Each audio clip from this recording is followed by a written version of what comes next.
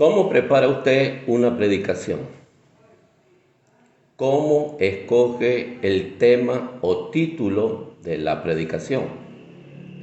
¿Por qué escogió ese título en particular? ¿Qué espera usted con su predicación? Estas son algunas preguntas que vamos a encontrar respuestas en esta conferencia acerca de cómo preparar adecuadamente una predicación bíblica. Espero que esta conferencia sea de beneficio, de edificación y sea un instrumento de bendición para que usted prepare adecuadamente una predicación bíblica. Vamos a empezar con las etapas para preparar una predicación idónea. A veces las personas desconocen cuál es el proceso que uno utiliza para preparar una predicación. Mucha gente piensa que es de repente una iluminación en un momento específico del Espíritu Santo. Otras personas piensan que fue un tema que yo agarré al azar porque me pareció bueno y oportuno. Otros piensan que, como algunos hacen, porque no lo voy a negar, como algunos hacen, de que se van a internet, copian un tema, lo pegan y presentan su predicación. Y son los diferentes errores y fallas que cometemos cuando elaboramos una predicación. Entonces en esta tarde les voy a dar a cada uno de ustedes un plan sencillo, específico, definido, para que usted prepare una predicación idónea. En primer lugar, lo primero que usted debe de hacer es preparar su corazón. Usted, el que va a predicar, lo primero que tiene que hacer es preparar su corazón. Vamos a buscar un personaje bíblico de mucha importancia en lo que fue la novena etapa del proceso histórico de Israel, el sacerdote Esdras, y vamos a ver algunas características de él que aplicó en su ministerio, aplicó en su vida, y que nosotros en nuestro tiempo contemporáneo podemos extraer esos principios que nos ayuden a preparar nuestro corazón a Dios. Vamos a buscar Esdras capítulo 7, versículo 1 al 5, el 6, el 10 y el 25. Esdras capítulo 7, versículo 1 al 5, versículo 6, versículo 10 y versículo 25. Déjeme un momento buscar la Biblia. ¿Qué quiere? Dios.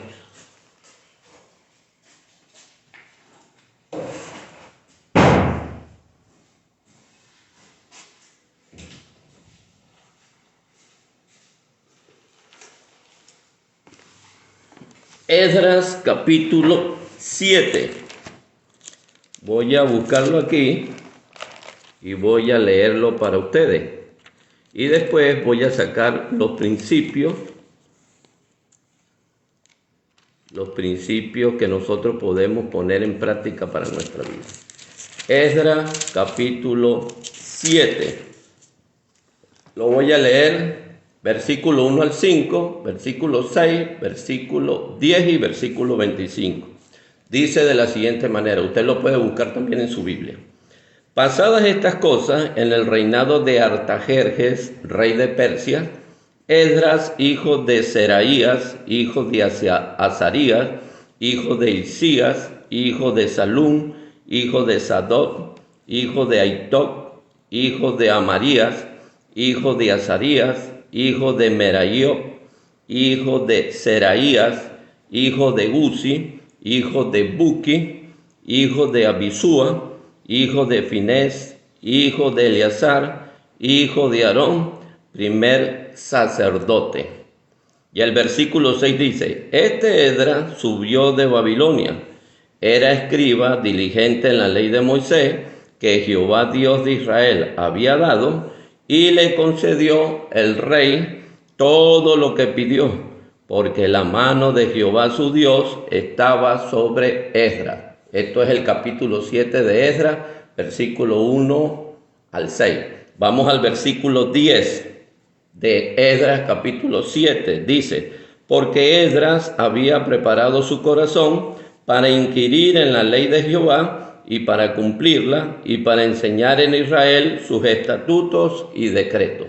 Ahora vamos al versículo 25 del capítulo 7.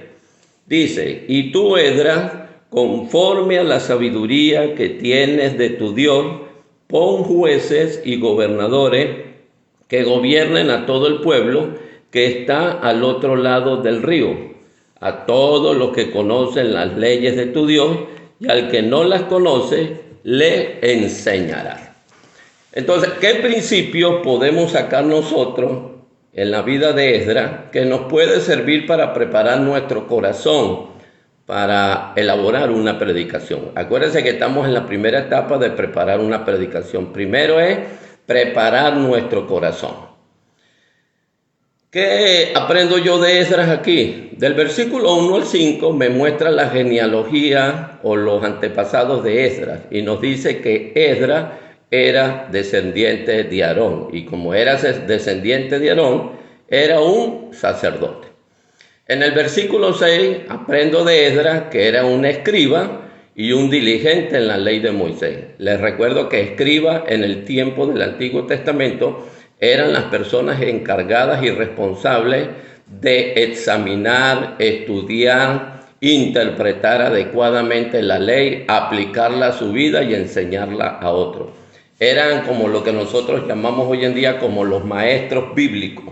Eran los responsables de examinar la ley, de estudiarla, de interpretarla, de darle el contexto apropiado y de enseñarla al pueblo. Era una de las responsabilidades que tenía el escriba. Y también nos dice que Esdras era diligente en la ley de Moisés, es decir, en el conocimiento y en todo lo que tenía que ver con la ley de Moisés, que fue la ley que reguló la relación de Dios con el pueblo de Israel. En el versículo 10 nos dice que él preparó su corazón, es decir, él se humilló y buscó la voluntad de Dios para estudiar la ley de Jehová, para aplicarla y para enseñarla. Tenemos un versículo paralelo en el Nuevo Testamento que es 2 de Timoteo 2:15, que dice, ya déjeme acordarme, porque tanta información que uno tiene a veces en la mente no. Procura con diligencia presentarte a Dios como obrero que no tiene de qué avergonzarse, que usa bien la palabra de verdad. Ese es el paralelo. Entonces, Esdras, ¿qué es lo que hizo? Esdras buscó al Señor en oración, confesó sus pecados, reconoció lo que era delante de Dios, oró a Dios para que Dios le diera sabiduría, para que le diera discernimiento, porque para entender la Biblia hay que orar, porque la palabra de Dios viene por la iluminación del Espíritu Santo en nuestras vidas. Hay personas que creen que no hay que estudiar la Biblia porque ya tenemos el Espíritu Santo. No, están equivocados en esa errada forma de pensar. La misma Biblia nos enseña que tenemos que estudiar la Biblia. Hay algunos textos bíblicos, si usted los quiere investigar, Josué 1:8, el mismo Salmo 119, que tiene 176 versículos referidos a lo que es la palabra de Dios y sus sinónimos. Tenemos también Hechos 17:11, tenemos también 2 de Timoteo 2:15 y 2 de Timoteo 3:16 y 17. Todo cristiano debe estudiar la palabra de Dios. Y si usted va a predicar, usted necesita preparar su corazón para estudiar la palabra de Dios. Hay gente que aplica la bibliomancia. ¿Qué es la bibliomancia? Me voy a echar un poquito para atrás.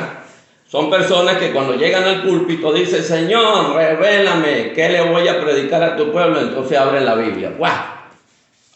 El Señor me dijo que les predicaran el Salmo 120 sin prepararse, porque esas personas creen que la verdad de Dios viene por iluminación sin haber estudiado la Biblia. No, eso es un error. La Biblia hay que estudiarla. Eso se llama bibliomancia. Cuando usted abre la Biblia al azar para enseñarla o predicarla. Dios no trabaja de esa manera. La Biblia hay que conocerla, la Biblia hay que estudiarla, la Biblia hay que examinarla. La otra característica que aprendo de Esdras, que a través de esa disposición de rendir su corazón a Dios, de buscar el rostro de Dios, de buscar la voluntad de Dios, de buscar la dirección de Dios, para enseñarla, en ese caso, en el caso de él, la ley de Moisés, y para enseñarla de una manera apropiada al pueblo, dice que ese conocimiento le generó sabiduría de parte de Dios para escoger líderes apropiados. Y esos líderes apropiados tenían que ser conocedores de la ley de Dios. Al que no conocía la ley de Dios, debía enseñársela, como dice el versículo 25 de Esdras capítulo 7, y es lo que tenemos que hacer los pastores, los maestros, los que tenemos el don de enseñanza. Tenemos la responsabilidad de estudiar la Biblia con el propósito de examinarla adecuadamente, con el propósito de entenderla, con el propósito de aplicarla para poderla enseñar. Entonces de Esdras podemos aprender cómo preparar mi corazón a Dios para la elaboración de una predicación que edifique a las personas y edifique al pueblo de Dios. El segundo paso en esta etapa de preparar un mensaje es estudiar inductivamente la Biblia. Hermano, si usted no estudia la Biblia, yo no sé usted qué va a predicar o enseñar. Usted tiene que pasar como mínimo semanal, como mínimo, aparte de orar 3, 4, 5 horas, como mínimo. Digo el caso mío, no sé el caso de los demás. Como mínimo, yo duro casi 10 horas semanales para sacar una enseñanza o una predicación. Es decir, estudiarla, memorizarla, entenderla, comprenderla, aplicarla y ver la manera como elaboro el mensaje para que ese mensaje que yo voy a predicar y enseñar pueda llegar a la mente y al corazón de la gente y produzca la transformación que el Espíritu Santo necesita hacer en la vida de cada persona. Entonces el segundo paso para preparar un mensaje es estudiar inductivamente la Biblia. Y en eso yo soy especialista. Yo trabajo con un ministerio desde el año 1998 que se llama Precepto. Antes se llamaba Ministerio Precepto Internacional. Hoy en día solamente se llama Precept. Así está en todo el mundo. Estamos en más de 180 países y nuestros materiales han sido traducidos a más de 70 idiomas.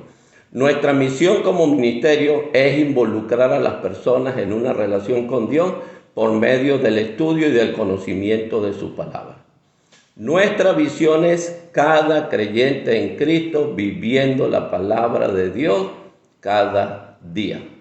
Y nuestro lema es: conoce profundamente a Dios, vive de manera diferente. Y nuestro versículo clave es el Salmo 119, 105. Lámpara es a mis pies tu palabra y lumbrera a mi camino. Ese es el ministerio Precepto. Les voy a mostrar la manera en que nosotros estudiamos y enseñamos a estudiar la Biblia. Bien, esta es la manera. Nosotros enseñamos a la gente a estudiar la Biblia con esta metodología que es el estudio bíblico inductivo. Esa es la manera en que nosotros enseñamos a estudiar la Biblia para que las personas puedan entender. Miren, esta es la manera. Si alguno de ustedes está interesado en aprender a estudiar la Biblia de esta manera, podemos hacer un live o podemos hacer por medio de Zoom o por medio de Google Meet, podemos hacer un taller y con mucho gusto yo les puedo enseñar de manera sencilla, de manera clara y de manera entendible este maravilloso método para estudiar la palabra de Dios. Este es el panorama general que enseñamos a la gente a sacar cuando hace el estudio de la Biblia. Esto lo sacamos nosotros aplicando el estudio bíblico inductivo a la palabra de Dios. Es la manera en que nosotros estudiamos la Biblia. Entonces, El estudio bíblico inductivo significa que la Biblia es mi fuente principal de estudio. ¿Qué quiere decir esto? Antes de ir a un comentario, a un diccionario, a una concordancia y antes de buscar otros textos complementarios, yo debo primero de ir a la Biblia.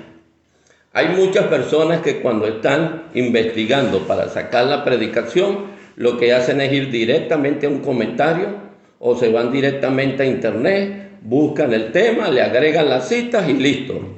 Por eso es que el mensaje hoy en día es tan vacío. Porque si usted no prepara su corazón para estudiar la ley de Dios, para estudiar la Biblia, con el propósito de que la Biblia le hable a usted, su mensaje nunca le va a hablar a nadie. Si el mensaje primero no le habla a usted, su mensaje no le va a hablar a nadie. Entonces tenemos que estudiar la Biblia como es y tenemos que ir a la Biblia.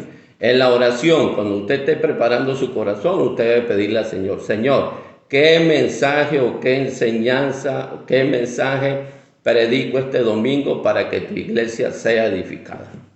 Señor, dame el mensaje que la gente necesita escuchar, no el que yo quiero decir, sino que la gente necesita escuchar.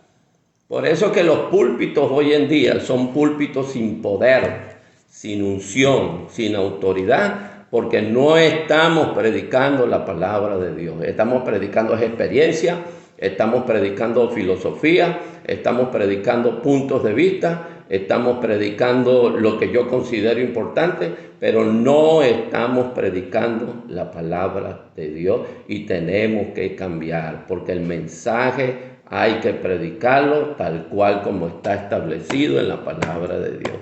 Dios no nos llamó a nosotros los predicadores a caerle bien a la gente.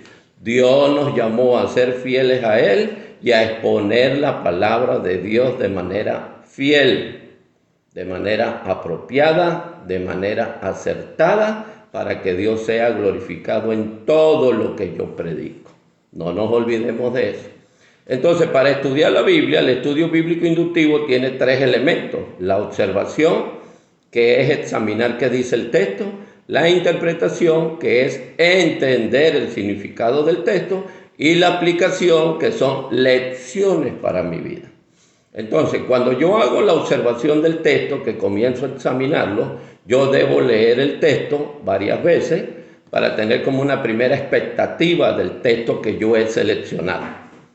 Cualquier texto, cualquier tema que usted quiera escoger. Yo recomiendo las exposiciones expositivas porque las temáticas a veces nos salimos del enfoque y del contexto de la Biblia. Entonces yo voy a estudiar, vamos a suponer que yo quiero hablar del discipulado y el texto que voy a utilizar es 2 de Timoteo capítulo 2, versículo 1 al 9.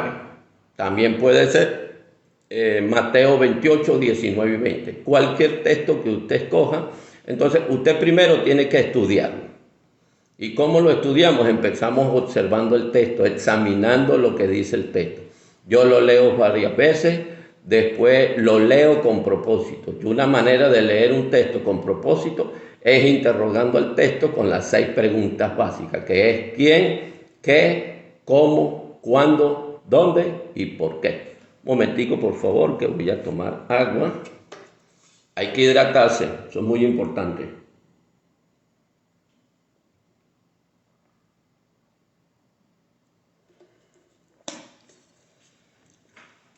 Interrogamos el texto para comprender lo que estoy leyendo. Por eso es leer con propósito. Para leer con propósito, yo debo utilizar las 6 preguntas básicas. ¿Quién, qué, cómo, cuándo, dónde, por qué? Después que hago esas preguntas, yo busco lo obvio. Lo obvio es lo que se ve a simple vista, lo que no necesita explicación. Y lo obvio en la vista son personajes, eventos y lugares. Entonces comienzo a identificar los personajes. Entonces a cada personaje yo lo identifico con un color o un símbolo específico. Lo identifico sus nombres propios, identifico sus pronombres personales, identifico también todos los verbos o acciones que tienen que ver con esa persona. Y yo la voy marcando en todo el texto. Después que yo marco al personaje, yo elaboro una lista. En una lista es colocar versículo por versículo qué información me describe a la persona que he identificado. Y después que hago eso, identifico, en el caso de una carta, identifico los destinatarios y después hago una lista. En la lista yo coloco versículo por versículo la información que me describe a la persona. Voy a poner un ejemplo. Vamos a Efesios. En el capítulo 1 de Efesios, versículo 1 dice: Pablo, apóstol de Jesucristo por la voluntad de Dios. Si yo marco Pablo, entonces, ¿qué colocaría yo en la lista? Pongo capítulo 1, versículo 1 y pongo apóstol de Jesucristo por la voluntad de Dios. Eso es lo que voy a poner.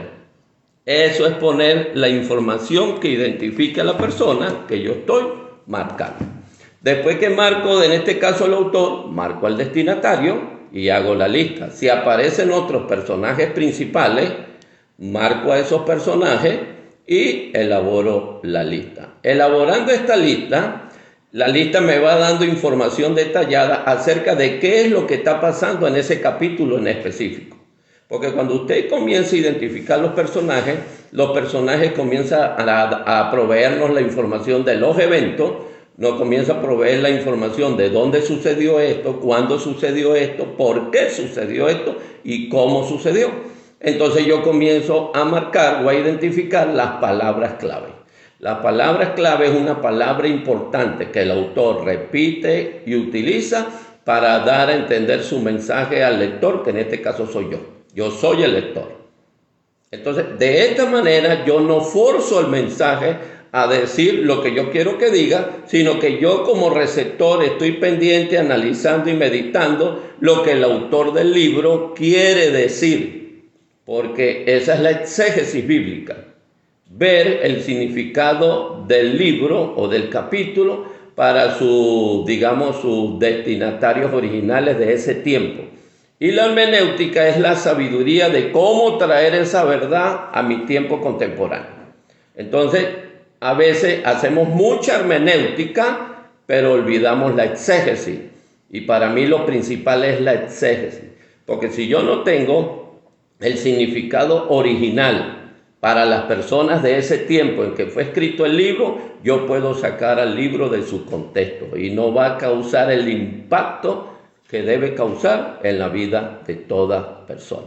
Entonces, después que marco las palabras clave, hago la lista de esa palabra clave y después la palabra clave, la lista de las palabras clave con la lista de los personajes me va a dar información de qué trata el capítulo. Entonces yo trato de identificar el tema principal del capítulo. Y de allí ya hice la observación adecuada del libro, del capítulo que escogí, ya reconocí los personajes principales, ya hice la lista de cada uno de los personajes, ya identifiqué las palabras clave y ya identifiqué el tema principal del capítulo. Voy a darles un ejemplo para que me puedan entender. Vamos a agarrar como base, aquí tengo la computadora porque aquí tengo la presentación en PowerPoint, por eso ustedes me ven mirando un poco para acá. Vamos a agarrar un capítulo. Aquí agarramos el capítulo de Tesalonicenses capítulo 1. Si quiere abran en su Biblia. Tesalonicenses capítulo 1 tiene 10 versículos. Si usted observa el versículo 1 dice Pablo, Silvano y Timoteo. Esos serían como los autores del libro. Entonces los identificamos y vamos así identificando. Por ejemplo, en el versículo 2 dice: siempre damos gracias a Dios por todos vosotros, haciendo mención de vosotros en nuestras oraciones. Entonces, marcamos a Pablo como damos y haciendo mención de vosotros en nuestras. Marcamos nuestras porque son pronombres que tienen que ver con ellos. En el versículo 3 dice: teniendo, quienes tenían presente sin cesar delante de nuestro Dios y Padre la obra de vuestra fe, Pablo, Silvano y Timoteo. Entonces marcamos teniendo, también marcamos nuestro Dios, que son los pronombres, y de esa manera es que vamos identificando al autor del libro. Después hacemos la lista de Pablo, Silvano y Timoteo. Entonces en el versículo 1 En el versículo 1 pone que era Pablo, Silvano y Timoteo. Después vemos que el autor de esta carta es Pablo. Lo que pasa es que Silvano y Timoteo lo estaban acompañando. En el versículo 2, ¿qué información vemos nosotros de Pablo, Silvano y Timoteo? Que siempre agradecen a Dios por la iglesia de Tesalónica. En el versículo 2 colocamos como información que lo describe a ellos, que ellos mencionan a los tesalonicenses en sus oraciones.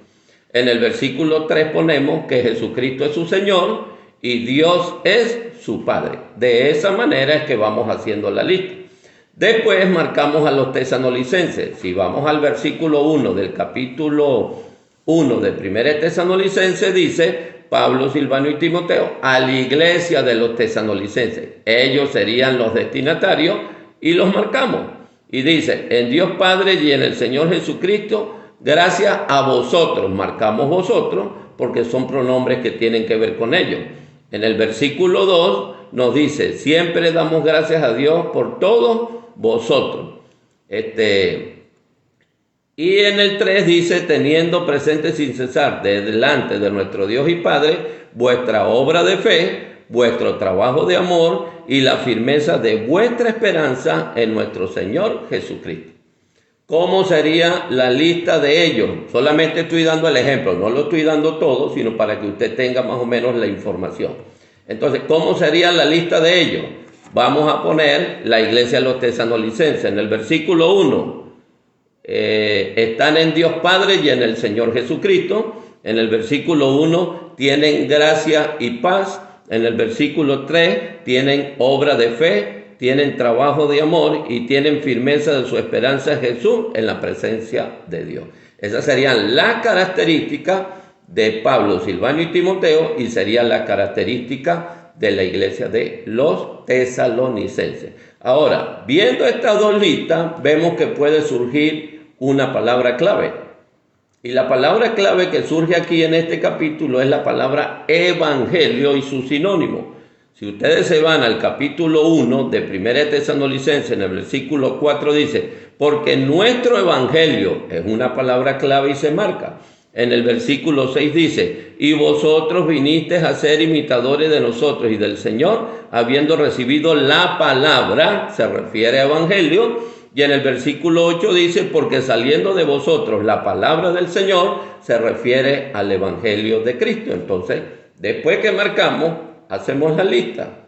Y en el versículo 5 colocamos el evangelio de Pablo, Silvano y Timoteo, vino a los tesalonicenses en palabra, poder y en el Espíritu Santo y con completa convicción. En el versículo 6 colocamos que los tesalonicenses recibieron la palabra en tribulación con gozo del Espíritu Santo. Y en el versículo 8 los tesalonicenses divulgaron la palabra de Dios. Después identificamos el tema principal de este capítulo y podemos colocar, tomando en cuenta las palabras clave, que el evangelio vino, fue recibido y divulgado. Ya tenemos allí la observación de 1 Tesalonicenses. ¿Cuál sería la interpretación? La interpretación nos muestra que la iglesia estaba en medio de la persecución. ¿Por qué?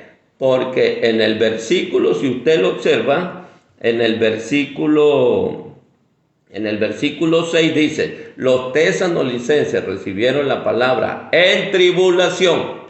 Quiere decir que había oposición. Esa es la interpretación de este capítulo. ¿Y cuál sería la aplicación? Mire, observa el versículo 3 del capítulo 1. ¿Cuáles serían las obras de vuestra fe? Mire el versículo 8. Dice, porque partiendo de vosotros ha sido divulgada la palabra del Señor, no solo en Macedonia y Acaya, sino que también en todo lugar vuestra fe en Dios se ha extendido, de modo que nosotros no tenemos necesidad de hablar nada. Esa era la obra de fe de esta iglesia y lo vemos en el mismo capítulo. ¿Cuál era el trabajo de vuestro amor? Miren el versículo 9. Porque ellos mismos cuentan de nosotros la manera en que nos recibiste y cómo convertisteis de los ídolos a Dios para servir al Dios vivo y verdadero. Ese es el trabajo de su amor. ¿Y cuál era su constancia en la esperanza en el Señor Jesucristo? Miren el versículo 10. Dice, y esperar de los cielos a su Hijo, al cual resucitó de los muertos, a Jesús, a quien nos libra de la ira venidera. Esa era su constancia en la esperanza en el Señor Jesucristo. De esa manera es que nosotros debemos estudiar la Biblia. ¿De dónde surgió la iglesia de Tesalónica? Entonces yo voy y busco allí diccionarios, busco comentarios, hago referencias cruzadas y me di cuenta y encontré que en Hechos 17, 1, 4 me muestra a mí cómo Pablo llegó a Tesalónica y fundó la iglesia de Tesalónica. Miren Hechos 17, 1 al 4, lo voy a leer. Pasando por Anfípolis y Apolonia, llegaron a Tesalónica, donde había una sinagoga de los judíos, y Pablo, como acostumbraba, fue a ellos y por 3 días de reposo discutió con ellos, declarando y exponiendo por medio de las Escrituras que era necesario que el Cristo padeciese y resucitase de los muertos, y que Jesús, a quien yo os anuncio, decía él, es el Cristo. Y algunos de ellos creyeron y se juntaron con Pablo y con Silas, y de los griegos piadosos gran número, y mujeres nobles no pocas.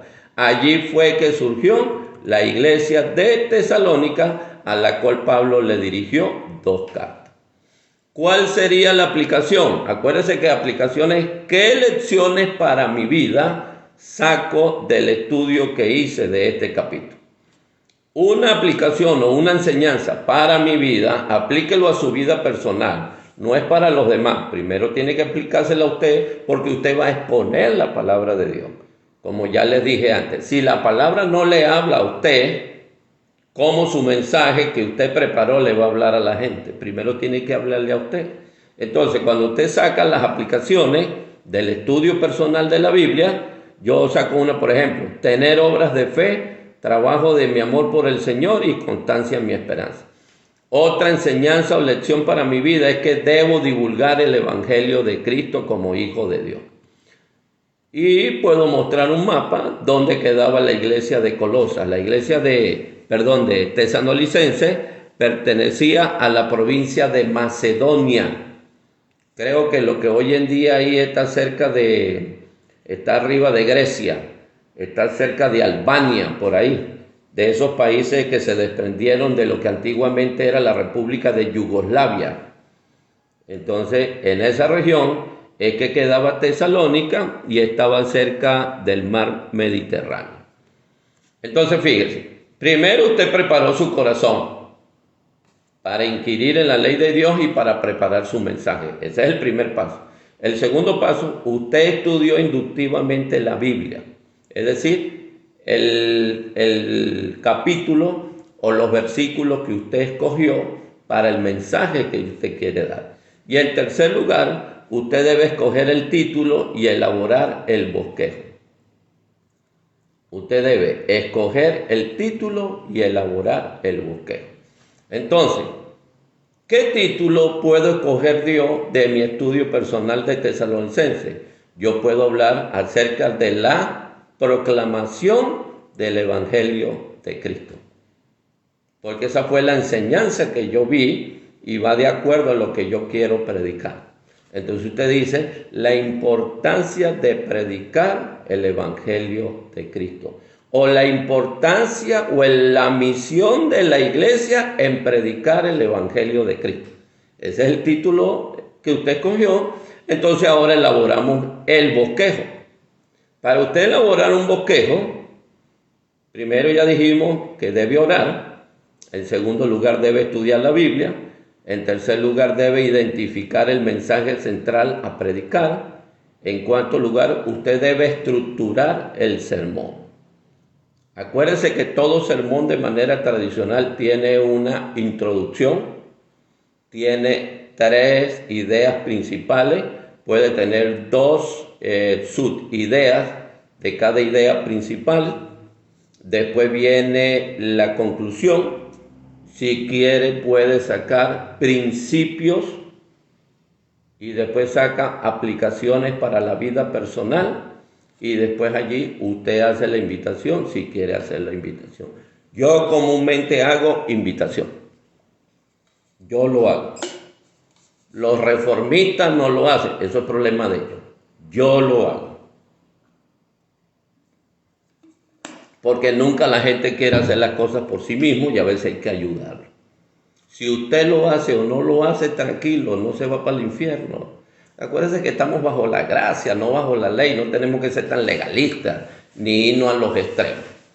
Entonces, después que usted hace la estructura, entonces usted debe contextualizar el mensaje. Es decir, después que usted hizo la estructura, no es que ya está listo, no. Ahora usted debe contextualizar el mensaje. Lo que quiero decir con contextualizar es relacionar la predicación o el mensaje bíblico que usted va a dar o que usted preparó con la realidad y necesidades de su audiencia. Usted tiene que investigar cuáles son las necesidades y las realidades de la audiencia a la que usted va a dirigir la predicación.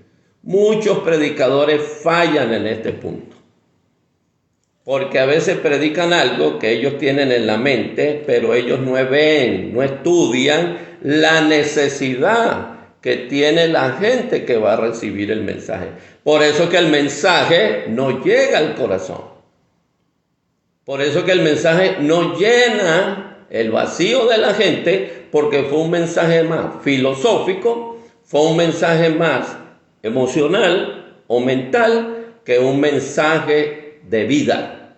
Y por eso a veces no somos efectivos en nuestra predicación y en nuestras enseñanzas, porque no contextualizamos, es decir, no estudiamos cuáles son las realidades y necesidades de nuestra audiencia y de qué manera yo puedo adaptar la forma en que voy a predicar o a dar un mensaje a las necesidades que las personas tienen.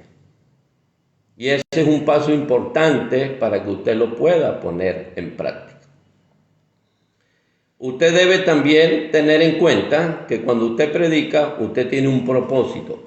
¿Qué propósito? ¿Qué espera usted lograr en la gente con la predicación que usted le va a dar?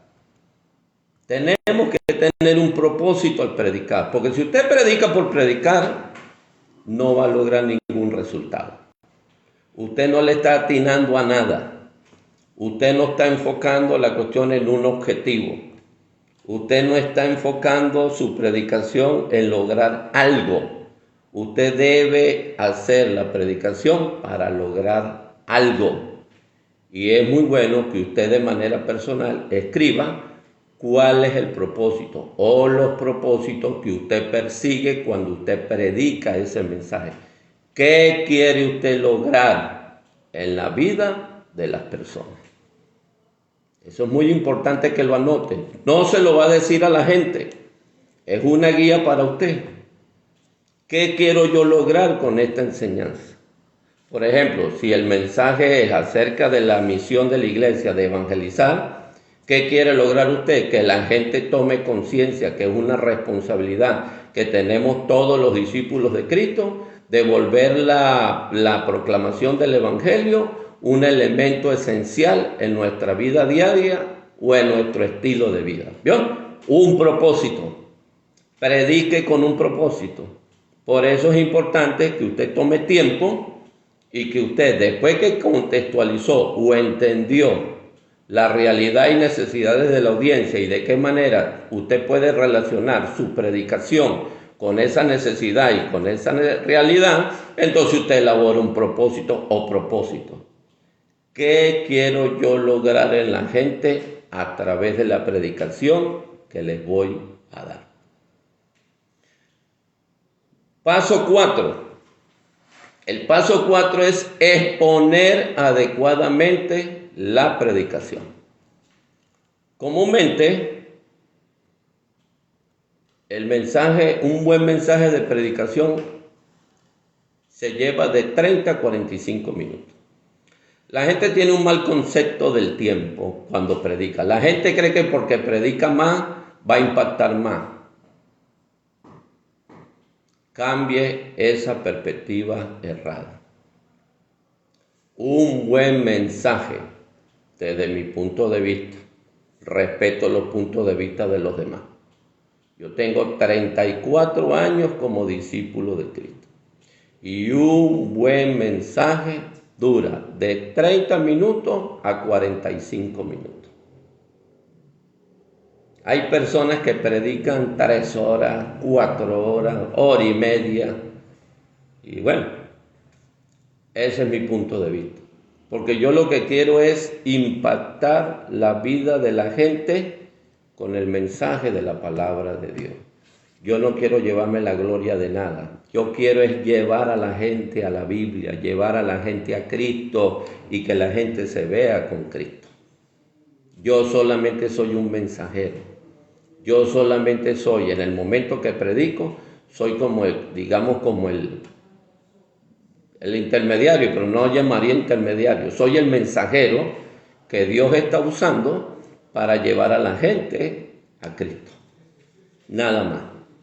Y yo creo que un buen mensaje no debe de pasar de 45 minutos. De 30 a 45 minutos. Porque ya he comprobado que después de 30 minutos la gente ya no presta atención. La gente se cansa, la gente se fastidia, la gente ya está como turbada. Porque acuérdense que la gente llega a la iglesia con problemas, con cargas, con tribulaciones, con necesidades y su foco de atención es corto. Entonces, por eso yo recomiendo que la predicación sea de 30 a 45 minutos. Cuarto punto, entonces, exponer adecuadamente la predicación. La exposición de la predicación, usted tiene que entrar con saludo, una sonrisa. A veces nosotros vamos serios. A mí me ha pasado a veces, yo sé que usted no, pero yo sí. Yo soy pecador y a veces yo llego serio y no me doy cuenta. Pero gracias a Dios que conjuntamente con mi esposa hacemos un buen equipo y entonces ella me da señales, me hace. Entonces yo me río. Primero se debe saludar a la audiencia, ser amable, buenos días, Dios le bendiga, ¿cómo está? Para mí es un privilegio estar esta mañana aquí. Hablar en un tono amigable, lamentablemente para mí ha sido un poco difícil porque mi tono es grave y la gente cree que estoy bravo, pero ese es mi tono. Trato de hablar con tranquilidad, con amabilidad, pero a veces cuando uno se acelera en la predicación, entonces mi tono sube y lamentablemente algunas personas lo perciben que estoy molesto, pero no es mi tono de voz. Entonces estoy tratando de hacer cambios en mi tono de voz porque el tono de voz debe sonar amigable. Se debe hablar con mucha tranquilidad, no mover mucho los brazos, ni porque eso genera como desequilibrio en la gente. Tomar agua de vez en cuando, no tomar mucha agua, porque si usted toma mucha agua quiere decir que está nervioso. Utilizar un lenguaje prudente, utilizar un lenguaje de respeto y entender que en ese momento Dios le da a usted el privilegio de que usted exponga la palabra de Dios. ¿Cuál es la diferencia entre predicar y enseñar? Cuando usted predica, usted solo habla, los demás escuchan. Cuando usted enseña, hay la interacción, lo que llamamos el feedback. Yo hablo y la gente puede interrumpirme, porque en la enseñanza se puede dar ese feedback y en la enseñanza se puede durar más, se puede durar 1 hora y media, 2 horas, porque hay ese feedback, la gente hace preguntas, la gente hace acotaciones, la gente da sugerencias, la gente da sus aportes, entonces en la enseñanza hay como esa naturalidad de poder interactuar, pero en una predicación solamente habla usted. Acuérdese que en la exposición de la predicación usted puede entrar contando una historia, dando una introducción con una historia, una anécdota, un corto testimonio que tenga que ver con lo que va a predicar. Y yo siempre recomiendo que en el bosquejo de la predicación usted ponga los minutos que va a durar y eso le va a ayudar a llevar la predicación de una manera apropiada y en el tiempo requerido. El tercer elemento cuando usted exponga la predicación es la contextualización. Siempre debe entender que el mensaje usted debe relacionarlo con la realidad y las necesidades de su audiencia. Relacione el mensaje que usted va a dar con la audiencia, con sus necesidades y sus realidades. Desarrolle el bosquejo. Yo siempre recomiendo llevar un bosquejo, tener el texto, la Biblia abierta o en su bosquejo usted puede colocar los textos bíblicos que usted va a utilizar completos, no solamente la referencia, por ejemplo, 2 Timoteo 2:15, no, sino poner el texto completo para que usted pueda llevar y coordinar de manera apropiada y llevar la hilaridad del mensaje que usted está dando. ¿Cuáles son los errores que cometen muchos predicadores? Que yo le llamo los predicadores misioneros. Comienzan en Génesis, terminan en Apocalipsis y nadie entendió lo que habló. ¿Por qué? Porque no hay un orden, no hay un bosquejo, no hay una estructura y piensan que porque más hablan y más disertan y más profundizan, creen que van a impactar más a la gente. A veces hay predicadores que se predican más para ellos que para la audiencia. Si usted no lleva el mensaje para una audiencia y no lo que contextualiza a las realidades y necesidades de su audiencia, no va a edificarlos. Entonces es muy importante desarrollar un bosquejo. Hay personas que ya tienen una gran habilidad de que ya llevan el bosquejo en la mente, gloria a Dios. Yo no puedo. Yo lo puedo hacer en una enseñanza, pero en una predicación no puedo. Pero hay otros que tienen esa gran habilidad, que llevan la predicación del mensaje en la mente, pero hay un peligro con eso, que si usted no lleva un bosquejo, usted se va a ampliar al norte, al sur, al este y al oeste, y usted se desenfoca del mismo mensaje que usted quiere dar. Debe hacer la aplicación práctica y específica. Por ejemplo, hay gente, hermano, que hay que salir a evangelizar. No, trate de ser más específico. Cada uno de ustedes todos los días deben escoger entre 1 o 2 personas para evangelizar. Y si no sabe cómo evangelizar, yo le enseño.